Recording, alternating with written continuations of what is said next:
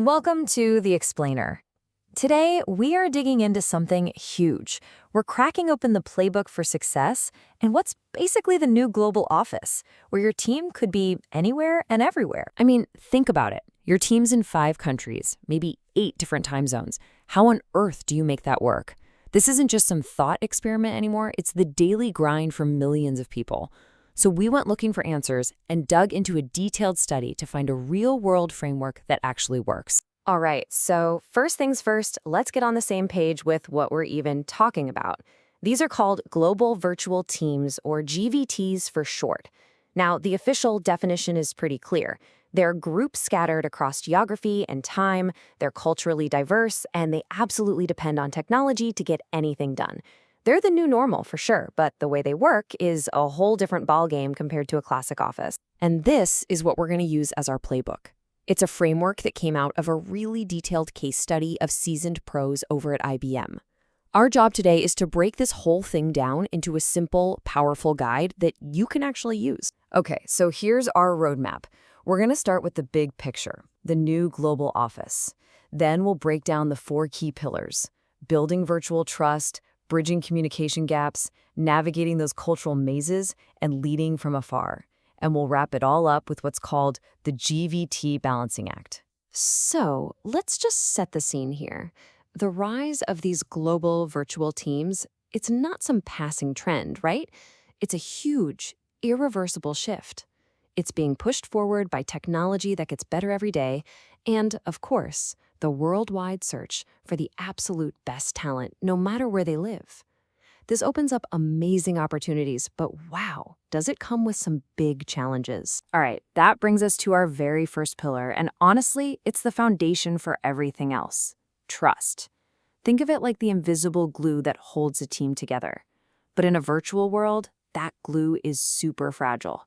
You have to build it on purpose, because without it, everything else just crumbles. You know, if you think about how any team comes together, there's this classic idea called Tuckman's model. It says every team goes through a storming phase. You know, that period of conflict and figuring each other out. Well, when you can't see your colleagues' faces or grab a quick coffee to clear the air, that virtual storm gets way, way more intense. It can totally derail a team if you don't actively build trust to get through it. So how do you actually build that trust when you're thousands of miles apart? Well, the research pointed to something pretty powerful. As one manager from Madagascar put it, it's a game changer if the team can meet face to face just once. He said you don't even need a long trip. Just one day together can add so much value and build a real foundation. And just look at this word cloud. It really drives the point home, doesn't it? When people in the study talked about trust, the words that popped up constantly were personal, team, people, and relationship. It's basically proof that without investing in that human connection, virtual trust just doesn't happen. Okay, so once you've started building that foundation of trust, then you can start thinking about effective communication. But, and this is a big but, it's about so much more than just having the right software or a stable internet connection. You know, this quote from a manager in Singapore just nails it. He said, "It's like chickens talking to ducks." What a great analogy, right? His point is brilliant. Even if everyone is speaking the same language, like English, you have such different backgrounds that it doesn't mean you actually understand each other. Shared language is not shared meaning. So how did the successful teams get past this chickens and ducks problem? They build these really deliberate, almost hyper-aware communication habits. They basically over-communicate. They'll back up a call with a quick written summary. They use video to see those nonverbal cues. The key is to be super explicit and create a reliable rhythm so there's less room for things to get lost in translation. And look, the word cloud for communication tells the exact same story. It's totally dominated by words like understand, language, and different. The real fight isn't just sending information back and forth, it's about getting to a shared understanding across all those differences. And all those differences in communication, well, they lead us straight into our third pillar, which is often the most underestimated one: culture. Seriously, learning to manage cultural diversity isn't just some soft skill. It's an absolutely critical part of the job. I mean, just look at the group they studied for this. You've got professionals from 8 different countries all in one company, from the US and Finland to Kenya and Japan. This kind of diversity is a GVT's secret weapon. It's superpower, if you know how to tap into it.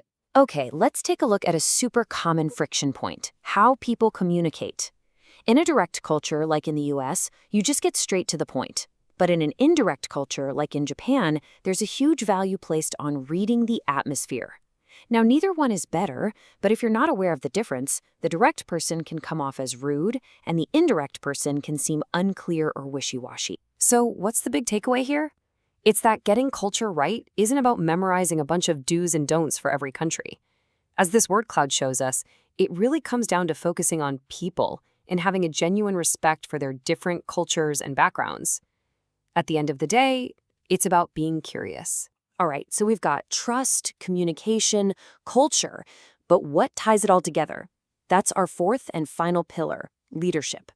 Leading a team that you might rarely, if ever, see in person, that takes a totally different set of skills and a whole new way of thinking. For a GVT to really work, the leader has to stop being a traditional manager and become more of a facilitator, a coach, a champion for the team. You can see it right here. Your job is to set a clear vision, but then you have to empower people and get out of their way. It's all about empathy, flexibility with time zones, and making sure you show appreciation, because that's the stuff that gets lost so easily across the distance. And that brings us to what might be the single biggest pitfall for leaders in this environment. When you can't see your team working, there's this huge temptation to micromanage. But the research couldn't be clearer on this. It is the single fastest way to kill all the trust you worked so hard to build. It's the absolute enemy of a great GBT. So after all that, navigating trust, communication, culture, leadership, you gotta ask, is wrestling with all this complexity actually worth the trouble? Well, the research lays it all out pretty clearly on the table. Yes, the challenges are real. You're juggling time zones, maybe spotty internet, just the sheer distance. But the upsides? They're huge. You get access to the best talent on the planet, a massive range of ideas, and even the ability to have a 24/7 workflow.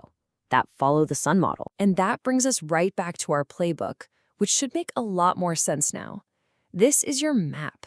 It shows you exactly how everything is connected. Great leadership builds trust. That trust opens the door for clear communication, and all of it has to be seen through a lens of cultural awareness to really, truly succeed. And that really leaves us with one final big question to chew on. As technology gets better and better, and it keeps erasing borders, making this all seem so easy, are the biggest hurdles we face still technical? Or are they, and maybe they always have been, simply human? It makes you think that maybe the true playbook for the future of work isn't about better software, but about a better, deeper understanding of each other.